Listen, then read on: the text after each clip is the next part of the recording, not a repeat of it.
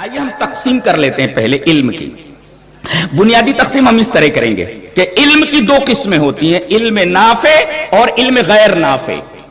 یہ ہم تقسیم کریں گے. دلیل یہ حدیث پاک. وعن ابی ہریرہ رضی اللہ تعالی عنہ ان رسول اللہ صلی اللہ علیہ وسلم قال اذا مات الانسان انقطع عنه عمله الا من ثلاثه الا من صدقة جاریة او علم ينتفع به او ولد صالح يدعو له. رواہ مسلم فی کتاب الوصیہ. حضرت امام مسلم رحمہ اللہ اس حدیث پاک کو اسے کتاب الوصیہ کے اندر لائے اور راوی حضرت ابو ہریرہ رضی اللہ تعالیٰ عنہ. حضرت ابو ہریرہ فرماتے ہیں کہ نبی اکرم صلی اللہ علیہ وسلم نے ارشاد فرمایا کہ انسان جب مر جاتا ہے تو اس کا عمل اس سے ختم ہو جاتا ہے. ایک بات چلیے پہلے یہ بات کر لیتا ہوں، اس کے بعد ایک عجیب و غریب بات کروں گا میں آپ سے. جی جب انسان مر جاتا ہے، اس دنیا سے چلا جاتا ہے تو اس کا عمل اس سے ختم ہو جاتا ہے، مگر تین چیزیں جس میں اس کا عمل دخل ہوتا ہے مرنے کے بعد بھی اسے ملتا رہتا ہے. ایک صدقہ جاریہ اور دوسرا ایسا علم جو نافع ہو. نافع جی جو نفع دینے والا ہو انسانوں کو. اچھا یا بیٹا بیٹی ہو، اولاد ہو جو اس کے لیے دعا کرے. ان تین چیزوں کا ثواب مرنے کے بعد اسے ملتا رہتا ہے. اس میں آپ دیکھ رہے ہیں دوسری چیز علم نافع ہے. گویا اس میں تقسیم کی گئی علم نافع اور علم غیر نافع کی. تو علم نافع کے حصول میں ہم آگے بڑھیں گے اور علم غیر نافع سے ہم اللہ کی پناہ مانگیں کہ اے اللہ ایسا علم دینا ہی نہیں جو نفع نہ دے. دلیل یہ حدیث پاک. وعن ابی ہریرہ رضی اللہ تعالی عنہ قال كان من دعاء النبي صلى الله عليه وسلم اللهم إني أعوذ بك من علم لا ينفع ومن دعاء لا يسمع ومن قلب لا يخشع ومن نفس لا تشبع. رواه ابن ماجہ فی کتاب العلم. حضرت امام ابن ماجہ رحمہ اللہ اس حدیث پاک کو ایسے کتاب العلم کے اندر لائے ہیں. اللہ اکبر. راوی اس حدیث کے ابو ہریرہ ہی. حضرت ابو ہریرہ فرماتے ہیں کہ نبی اکرم صلی اللہ علیہ وسلم کو دیکھا گیا کہ آپ کثرت سے یہ دعا مانگتے تھے. کون سی دعا؟ یہ اللہم انی اعوذ بک من علم لا ينفع. اے اللہ مجھے اس علم سے اپنی پناہ میں لے لے، میں اس علم کے قریب نہ جاؤں جو غیر نافع ہو، جو نفع دینے والا نہ ہو. یہ ہے. اور اس کے بعد کہا گیا ومن دعاء لا يسمع، اور ایسی دعا سے جو سنی نہ جائے. آپ دیکھ رہے ہیں علم پہلے دعا بعد میں. دعا عمل ہے، یعنی اگر علم نہ ہو تو عمل ممکن ہی نہیں، اور اگر ممکن ہو تو بے سود ہے. اس وجہ سے علم پہلے لائے گا، دعا جو عمل ہے اس کے بعد لائی گئی ہے. یعنی ہر عمل کے پہلے علم کا ہونا ضروری ہے. اب میں وہ بات بتانے جا رہا ہوں. کچھ لوگ یہ کہتے ہیں کہ فلاں صاحب مادرزاد ولی پیدا ہوئے. مادرزاد ولی بولے تو مادرزاد ولی بولے تو پیدا ہوئے ماں کے پیٹ سے ولی تھے وہ. جبکہ میں یہ کہتا ہوں کہ ولایت کے لیے علم شرط ہے. اگر علم نہیں ہے تو ولی ہو ہی نہیں سکتا. اس لیے کہ ولایت کی جو تعریف قرآن حکیم میں اس میں دو چیزیں ہیں. الا ان اولیاء اللہ لا خوف علیہم ولا هم يحزنون. Who is ولی؟ ولی کون؟ آگے بتایا گیا الذین آمنوا وکانوا یتقون، جن کے پاس ایمان اور جن کے پاس تقوی ہو. ظاہر ہے کہ ایمان علم کے بغیر ہوتا ہی نہیں ہے، اور تقوی اختیار کرنے کے لیے علم ضروری ہے. گویا ایمان کے پہلے بھی علم ضروری ہے. دلیل قرآن حکیم کی آیت وقال الذین اوتوا العلم والایمان. دیکھ رہے آپ علم پہلے ہے اور ایمان بعد میں ہے. وقال الذین اوتوا العلم والایمان، ایمان بعد میں ہے علم پہلے. اس کا مطلب ہے کہ اگر آدمی کے پاس علم نہیں ہے تو ایمان کا مطلب، ایمان کے مقتضیات، ایمان کی تفصیلات کچھ اسے معلوم نہیں ہوں گی. اور ایمان تو ایسی چیز ہے جس کے بغیر آدمی جنت ہی میں نہیں داخل ہو سکتا. اس حدیث پر رکے رہیے، ابھی ہم ایک حدیث اور پڑھ لیتے ہیں. حدیث اس طرح. وعن ابی ہریرہ رضی اللہ تعالی عنہ قال قال رسول اللہ صلی اللہ علیہ وسلم لا تدخلون الجنة حتى تؤمنوا ولا تؤمنوا حتى تحابوا اولا ادلكم على شيء اذا فعلتموه تحاببتم افشوا السلام بينكم. رواه مسلم فی کتاب الایمان. حضرت امام مسلم رحمہ اللہ اس حدیث پاک کو ایسے کتاب الایمان کے اندر لائے. اس روایت کے راوی بھی اتفاق سے حضرت ابو ہریرہ ہی. حضرت ابو ہریرہ رضی اللہ تعالیٰ عنہ فرماتے ہیں تم جنت میں داخل نہیں ہو سکتے جب تک کہ ایمان والے نہ ہو جاؤ. اب میں پوچھتا ہوں کہ جنت میں جانے کے لیے ایمان ضروری ہے، اور ایمان آپ کو بغیر علم کے ملے گا ہی. اب کوئی پوچھو واٹ از ایمان؟ ایمان کیا ہے؟ تو آپ کے پاس اگر علم نہیں ہے تو ایمان کی ڈیفینیشن آپ کیا بیان کریں گے؟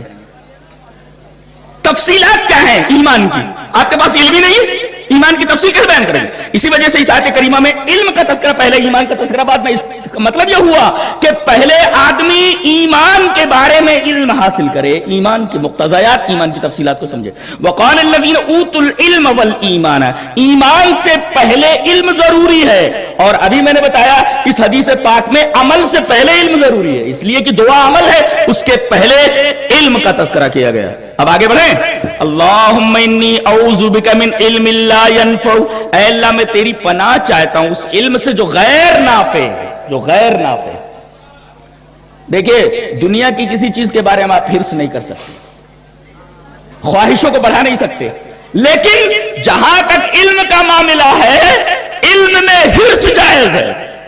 خواہشات کو کہاں تک لے جانا چاہے تو لے جاؤ، اور میں یہ ایک آیت کریمہ کی روشنی میں کہہ دوں تو بے جانا ہوگا کہ علم کا حصول ایک مسلسل عمل ہے، یہ لا ینتہی الی حد ما، کسی بھی حد پر جا کر ختم نہیں ہوتا۔ دلیل اللہ تبارک و تعالیٰ نے اپنے رسول کو جو دعا سکھائی ہے، یہ دعا کسی اور کو نہیں سکھائی گئی، اللہ کے رسول صلی اللہ علیہ وسلم کی مخصوص دعا ہے۔ وَقُلْ رَبِّ زِدْنِی عِلْمًا، میرے حبیب آپ بولتے رہو اے اللہ میرے علم کو بڑھاتے رہنا، اے اللہ میرے علم کو بڑھاتے رہنا۔ اس دیات علم کی دعا اس بات کی دلیل ہے کہ علم ایک مسلسل عمل ہے، علماء تو اس سے سیراب ہوتے ہی نہیں۔ کوئی آدمی اگر علم کے روٹ پر چلا گیا، وہ داعش کے تعلق سے مجھے مطالعہ کرنا ہوا تو چند صفحات پہلے نکالے گئے، پھر میں نے کہا چند صفحات اور نکالو، ذرا ان کا بایو ڈیٹا نکالتا ہوں کیسے لوگ ہیں یہ۔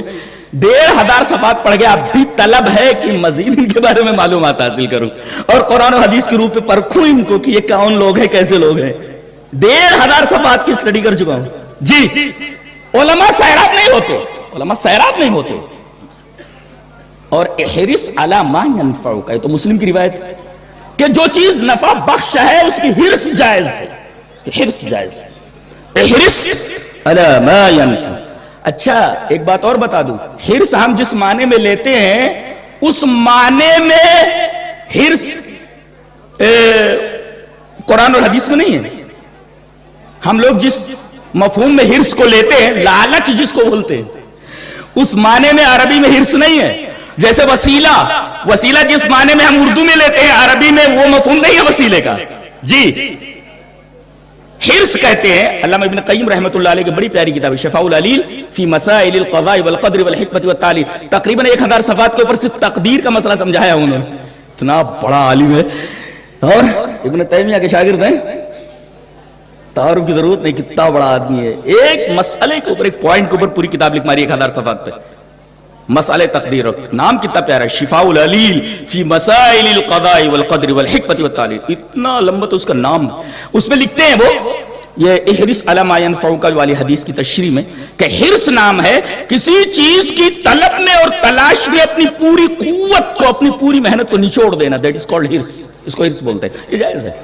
تو احرص علی ما ینفعک، اچھا تو اے اللہ مجھے وہ علم نہ دینا جو نفع بخش نہیں ہے، میں اس میں حرص نہ کروں، اور اے اللہ مجھے ایسی دعا کرنے کی توفیق نہ دینا جو تیری بارگاہ میں مستجاب نہ ہو، اور اے اللہ مجھے وہ دل مت دینا جو تجھ سے ڈرے نہ۔ ایک نقطہ یہ بتاؤں کہ شیطان کو علم نہیں تھا، اب بات آئی گئی ہے تو وہ آیت کریمہ پڑھ دوں کہ شیطان عالم نہیں تھا۔ انما یخشی اللہ من عبادہ العلماء، علماء اللہ سے ڈرنے والے ہوتے ہیں۔ اب دیکھیں آپ، علم یہ خشیت پیدا کرتا ہے، آیت کریمہ کو غور سے دیکھیے، علم خشیت پیدا کرتا ہے، اور خشیت اطاعت پیدا کرتی ہے، اطاعت نہیں تو خشیت نہیں، خشیت نہیں تو علم نہیں۔ کہاں اطاعت کیا اس نے؟ اللہ نے فرمایا سجدہ کر آدم کو، اسجدوا لآدم، نہیں کیا اس نے، اطاعت نہیں ہوئی۔ اطاعت کیوں نہیں کی اس نے؟ اس لیے کہ اس کے اندر خشیت الہی نہیں تھی، اور خشیت الہی نہ ہونا اس بات کی دلیل ہے کہ اس کے پاس علم نہیں تھا۔ تو علم خشیت الہی پیدا کرتا ہے، اور خشیت الہی اگر نہ ہو تو آدمی اطاعت نہیں کرتا۔ اب جتنے لوگوں کو دیکھو جو اطاعت نہیں کر رہے ہیں ان کے اندر اسی اعتبار سے، اسی معیار سے کمی ہے خشیت کی، جتنا ڈرتے ہیں اتنا اطاعت کرتے ہیں، اور جتنی اطاعت کرتے ہیں اسی کے بقدر ان کے پاس علم ہے۔ انما یخشی اللہ من عباد العلماء، وہ عالم تھا ہی نہیں اس لیے کہ اس کے اندر خشیت نہیں تھی، اور اگر خشیت ہوتی تو اطاعت ضرور کرتا، اطاعت نہیں کیا، خشیت نہیں تھی، خشیت نہیں تو عالم نہیں تھا، وہ علم نہیں تھا اس کے پاس۔ جہاں تک مادرزاد ولی کی بات ہے تو وہ بھی قرآن حکیم کے ایک ایسے ثابت ہے کہ ولایت کے لیے علم ضروری ہے، اور ساتھ ساتھ ولایت کے لیے تو کرامت شرط نہیں ہے، لیکن کرامت اسی سے صادر ہو سکتی ہے، صدور کرامت کے لیے علم ہونا ضروری ہے۔ وہ آدمی جس کے پاس کتاب کا علم تھا، یہ ایک طریقے کی کرامت تھی، کرامت تھی۔ اگر یہ غیر نبی سے ظاہر ہوئی تو وہ کرامت تھی، اور کرامت سے پہلے علم کا تذکرہ کیا گیا۔ قال الذین عنده علم من الکتاب، علم کا حوالہ پہلے، اور انا آتیک بہ قبل ان یرتد الیک طرفک، یہ کرامت ہے کہ اس سے پہلے، آپ کی پلک جھپکنے سے پہلے میں 1500 کلومیٹر کے فاصلے سے تخت اٹھا کر کے لے آؤں گا جو اللہ نے مجھے کتاب کا علم دیا ہے، اس سے دیکھیے اتنی دور سے کرامت۔ کرامت کیا؟ ارے 1500 کلومیٹر کے فاصلے سے میٹر کو لے آنا۔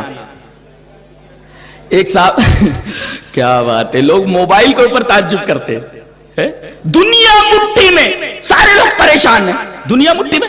ارے بھائی تصویر ہی تو آ رہی ہے، یہاں 1500 کلومیٹر کے فاصلے سے پلک جھپکتے ہی پورا میٹر آ گیا۔ میٹر مینس وہ اصل چیز، 1500 کلومیٹر کے فاصلے سے وہ میٹر ہی، وہ اصلی تخت ہی چلا آیا۔ سائنس وہاں تک نہیں پہنچی اور نہ پہنچ پائے گی، میٹر وہاں سے چلا ہے، پلک جھپکتے صرف تصویر آ رہی ہے۔ ایک صاحب تعلیم کے بارے میں بات کرنے لگے کہ آج کل امریکہ میں اور لندن میں اور یورپین تہذیب میں اور یورپین ممالک میں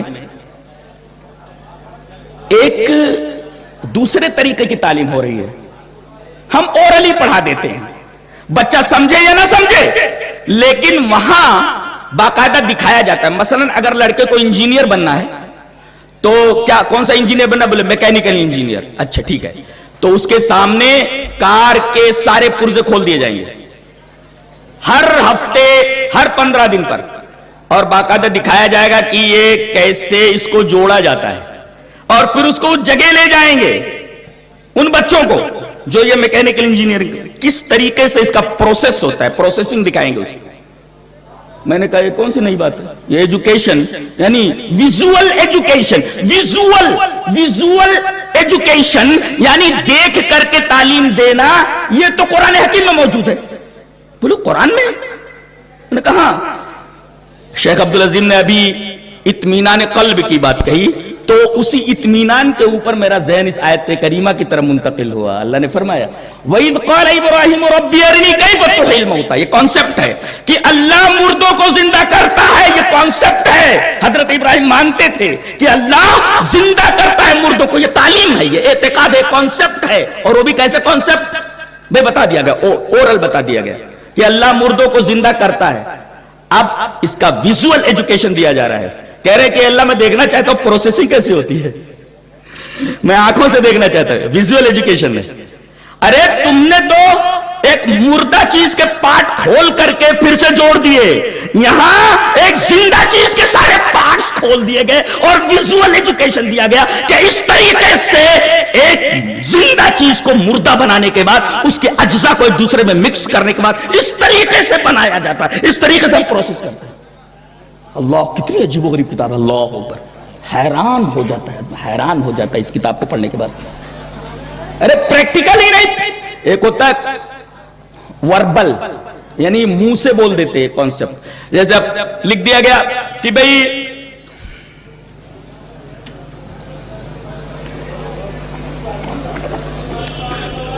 سوال لکھا گیا بورڈ کے اوپر، ایک جسم کی کمیت 10 کلو گرام ہے اور اس کی رفتار 10 کلومیٹر پر سیکنڈ ہے، تو اس جسم پر لگائی گئی قوت محسوب کیجئے۔ ایک فزکس سے ایک سوال، اب قوت پوچھا گیا، قوت، تو قوت کو F سے ظاہر کر، F is equal to AM، یعنی اگر ایکسلریشن کو ماس میں ضرب کر دیا جائے تو فورس معلوم ہو جائے. تو ایک کانسیپٹ ہے F is equal to am, force برابر ہے ایکسلریشن انٹو ماس. اس طرح کو کمیت سے ضرب کر دیا جائے تو توانائی معلوم ہو جاتی, قوت معلوم ہو جاتی اس کی. یہ کانسیپٹ ہے.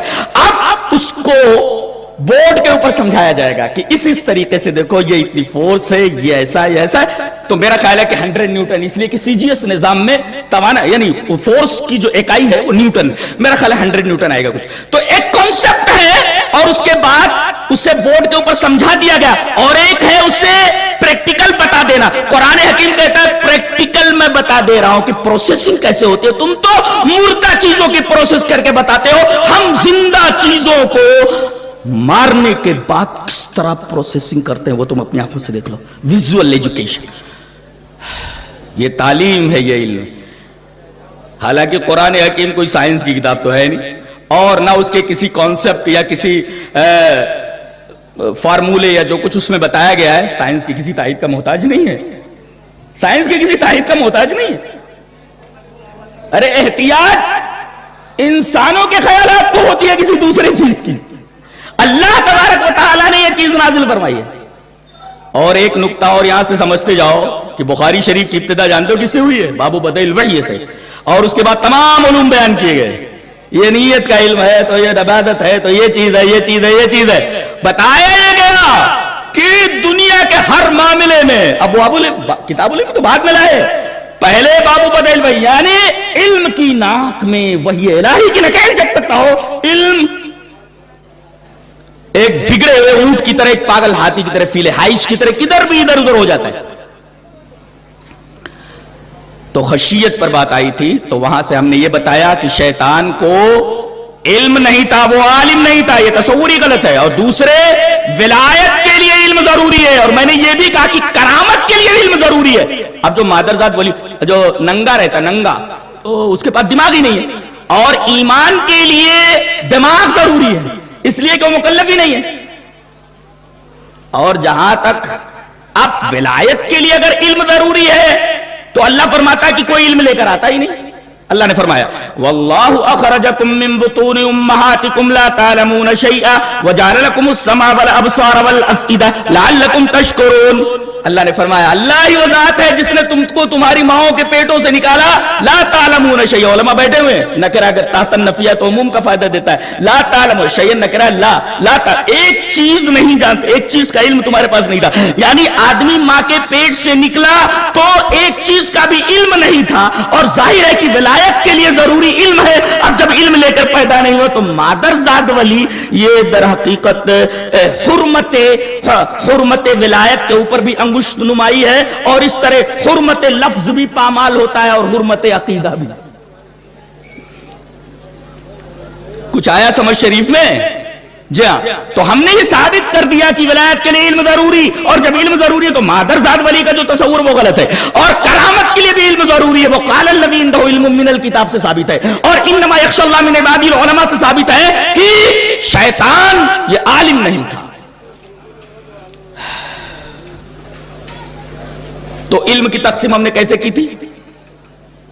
علم نافع اور علم غیر نافع. اللہ کے رسول نے علم نافع کی حرص فرمائی ہے, اور علم نافع کی حرص کے لیے ہمیں ترغیب دی ہے. اور علم غیر نافع جو نفع بخش نہ ہو اس کی آپ نے تردید فرمائی ہے, تفضیح فرمائی ہے, اور اسی طریقے سے اس سے دور رہنے کے لیے اللہ کی پناہ مانگنے کے لیے کہا گیا.